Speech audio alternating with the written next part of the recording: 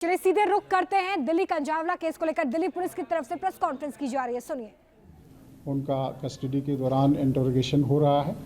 उनका जो वर्जन है उसको कोराबरेट और कॉन्ट्राडिक्ट किया जा रहा है।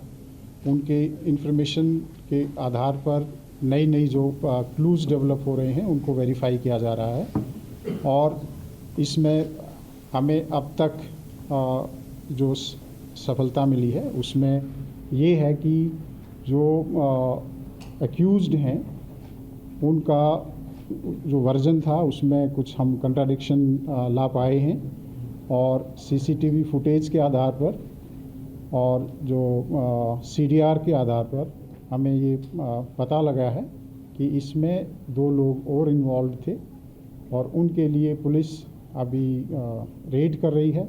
इन्वेस्टिगेशन अभी जारी है। इसमें एक सस्टेन्ड इंटरोगेशन के आधार पे ये पता लगा है हमें कि जो दीपक था वो उसने अपने आप को ड्राइवर बताया था, लेकिन इंटरोगेशन के दौरान हमें पता लगा है कि एक्चुअली जो गाड़ी थी वो अमित ड्राइव कर रहा था। और ये इसके हमारे पास साइंटिफिक एविडेंस हैं। और 2 लोग जो जिन्होंने ये आइडेंटिटी किसी की कंसील करने की कोशिश की थी, ये ड्राइवर नहीं था अमित, उसके जो सहयोगी हैं उनको इस केस में एक्यूज बनाया गया है।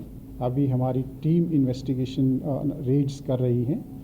इसके साथ साथ जो तमाम पहलू हैं, नई नई चीज़ें इसमें डेवलप हो रही हैं, जैसे सीसीटीवी फुटेज हमें मिल रही है, उसका एग्जामिनेशन हो रहा है। आई विटनेस जो हमें मिली है उसकी स्टेटमेंट 164 की हो चुकी है। इसके अलावा जो फॉरेंसिक की रिपोर्ट है अभी उसका हमें इंतज़ार है। इन्वेस्टिगेशन में अभी कुछ पहलू हैं जिन पे अभी काम चल रहा है और पोस्टमार्टम रिपोर्ट जो है उसकी फाइनल रिपोर्ट अभी आनी बाकी है।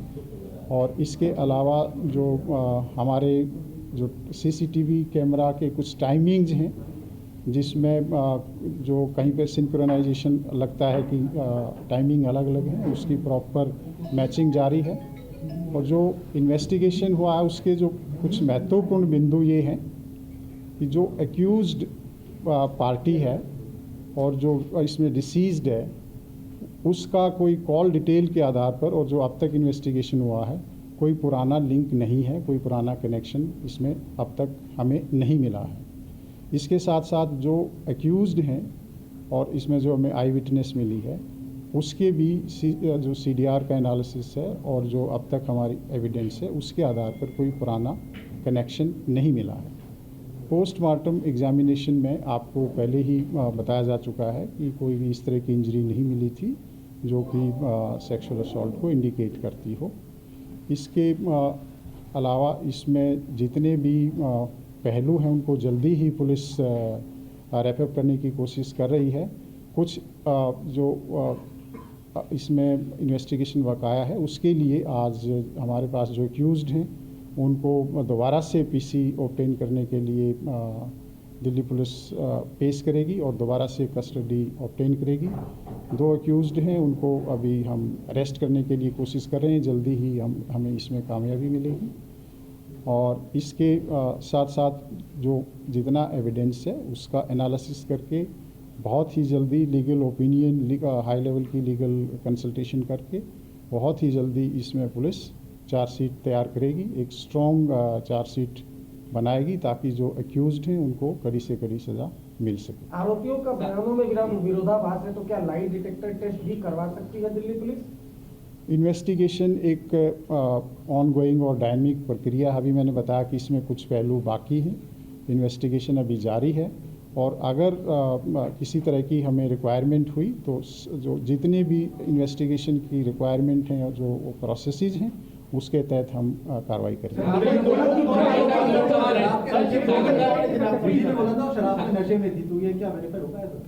एक हाँ, क्या क्वेश्चन प्लीज? निधि खुद या पीड़िता के बारे में जो आई विटनेस है, वो आई विटनेस का जो स्टेटमेंट 164 में हमने दर्ज कराया है उसके जो कंटेंट हैं वो मैं आपको रिवील नहीं कर सकता। उसने कहीं कोई प्राइवेट स्टेटमेंट दी है उसके बारे में मेरे लिए कुछ कहना संभव नहीं है। इसके अलावा जो पोस्टमार्टम एग्जामिनेशन की फाइनल रिपोर्ट आएगी, उसके आधार पर हम कह सकते हैं कि पी थी या नहीं पी थी। वैसे भी अगर कोई ड्रिंक करता है या नहीं करता है, इस केस में कोई रेलेवेंस नहीं रखता, क्योंकि 304 आईपीसी का केस है, तो वो एक फैक्ट इरेलीवेंट है और वो हमारे लिए कोई बहुत रेलेवेंट फैक्टर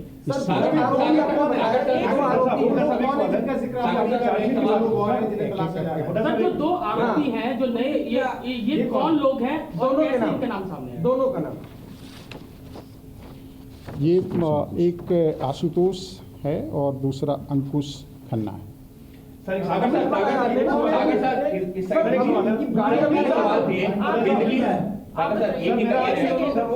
एक निधि को लेकर के 3 सवाल है। पहला मैं